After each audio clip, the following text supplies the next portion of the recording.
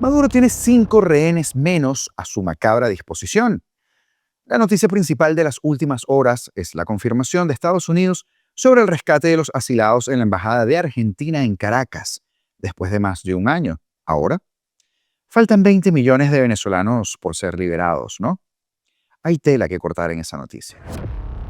Mientras tanto, Maduro llega a Moscú, Rusia, para asistir a los eventos del 80 aniversario de la victoria sobre el nazismo en la Segunda Guerra Mundial y se llevó otro disgusto, o mejor dicho, otro susto. Unos drones ucranianos andaban por las cercanías. Perdimos el chance Zelensky, aunque bueno, todavía queda el regreso. Y el inefable Pedro Sánchez, al que los españoles parecen perdonarle cualquier sinvergüenzura, ha hecho otra de las suyas. ¿Y qué pasa con esas imitaciones de María Corina Machado? Esta nueva tendencia latinoamericana en marketing político. ¿No sabe a qué me refiero? Quédese y le cuento que hoy de esto y más hablamos. Comenzamos. 4 aviones se llevó el dictador Maduro a Rusia. Se preguntará usted, ¿por qué? ¿Para qué?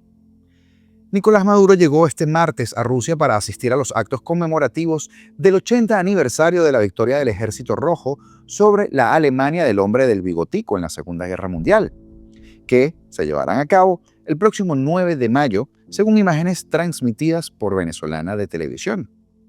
El tirano llegó a Moscú en un avión disfrazado de la aerolínea estatal Conviasa, acompañado de Cilia Flores, y fue recibido por autoridades rusas.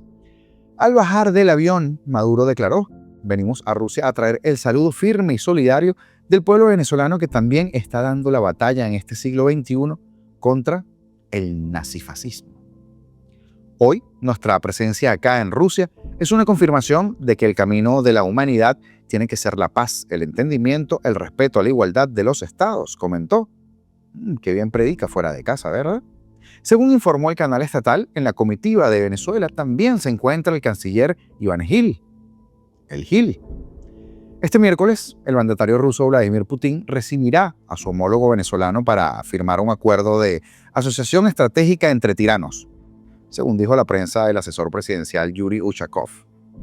El anterior encuentro en persona entre Putin y Maduro, recordaremos, tuvo lugar en octubre de 2024 en la ciudad rusa de Kazán, en los márgenes de aquella cumbre del grupo BRICS al que Venezuela quería adherirse como miembro pleno. Juró que lo haría, sin que su solicitud recibiera el visto bueno de Brasil.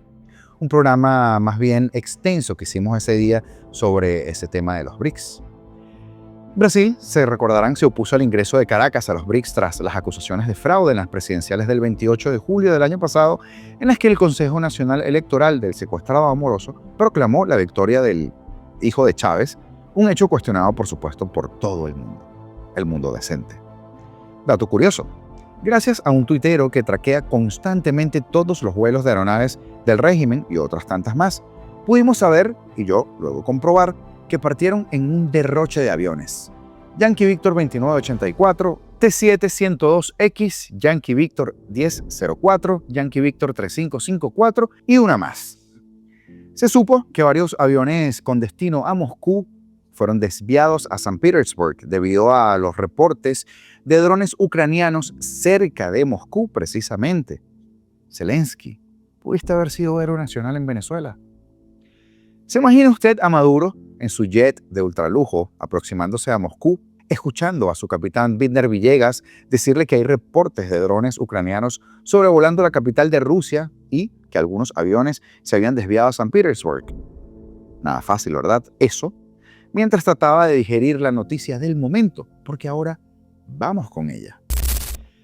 El gobierno de Estados Unidos, liderado por el presidente Donald Trump, celebró el exitoso rescate de todos los opositores refugiados en la Embajada de Argentina en Caracas, que estaban siendo, como usted recordará, asediados desde hace meses por el régimen de Nicolás Maduro, al igual que, por supuesto, lo celebramos todos los hombres de bien.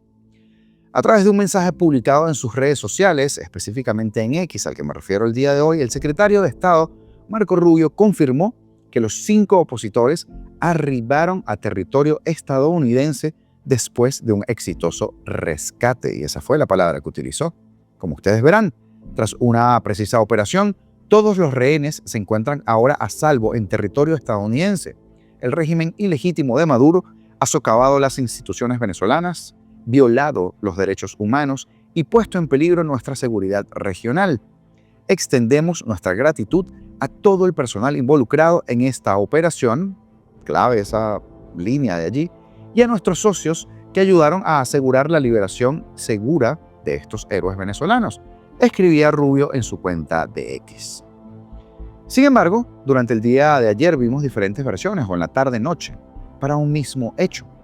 Algunos decían que fue Tom Cruise en Misión Imposible que los rescató a todos en una operación sin precedentes. Otras fuentes afirmaban una negociación y un salvoconducto, y otras un plan con varios involucrados de distintas esferas de poder que habrían coordinado y logrado ese escape. Lo cierto del caso y lo importante es que estos dirigentes ya están fuera de las garras de la dictadura. Lo triste es que aún quedan 20 millones de venezolanos a merced de la voluntad de un piromaníaco de los derechos humanos y de sus secuaces, que son de la misma calaña.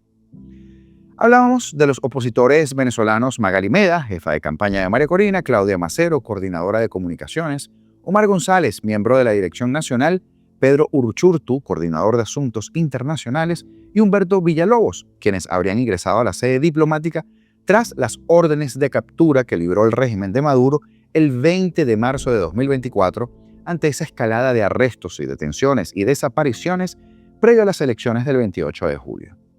Durante su estadía en esa sede, que pasó a ser cuestionada por el gobierno de Brasil, los refugiados se enfrentaron a un profundo asedio por parte del régimen de Maduro, que por supuesto implicó cortes eléctricos, cortes de agua, de internet, la prohibición de entrada de alimentos, pero además, del mismo modo, había vigilancia extrema, drones, francotiradores e incluso el desalojo de vecinos de la zona por parte de los esbirros del régimen, lo cual le agrega un toque muy particular al cómo lo lograron.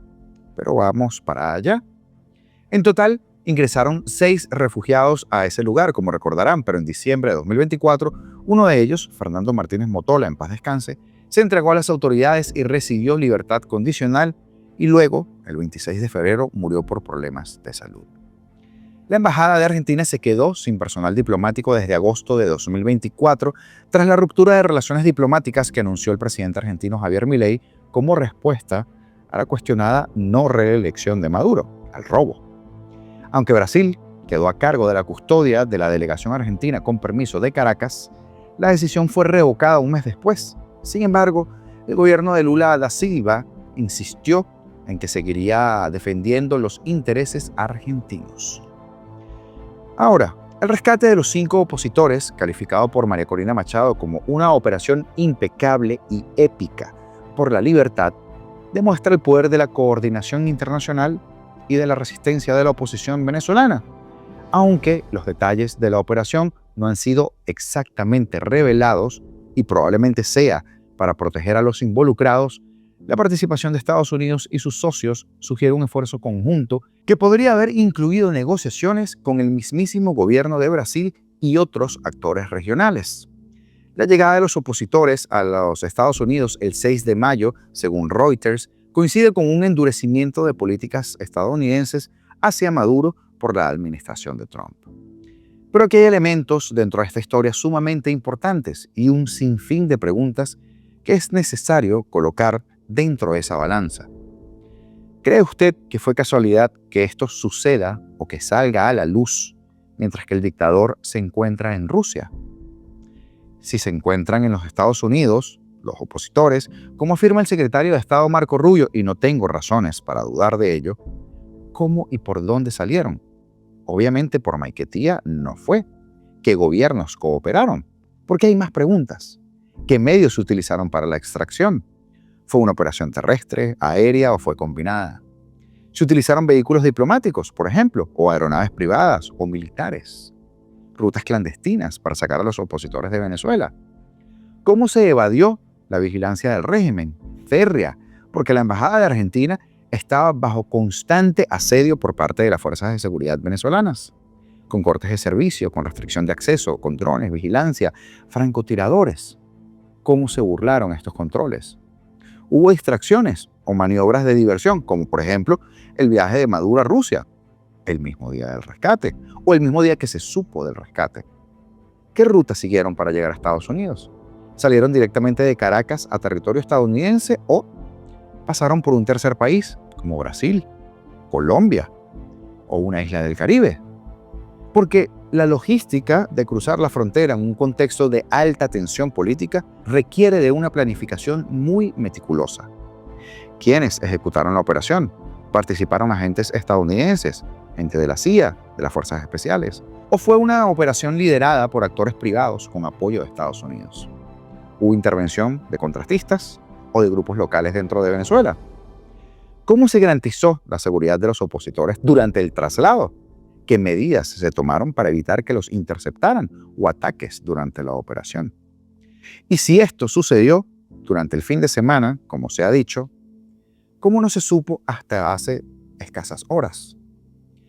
Muchas de las preguntas que todos tenemos y que algunas de ellas podrán ser respondidas con el pasar de los días, quizá no todas, ya que de haber sido en efecto una extracción, entonces podría repetirse, pero quizá pudieran sacar por las greñas a Diosdado, por ejemplo, a Padrino López, o a los que tienen menos seguridad, como Michael Moreno.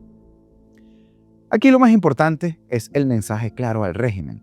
Si de verdad fue una extracción milimétrica, sin siquiera dejar rastros, las horas de estas lacras han de estar contadas.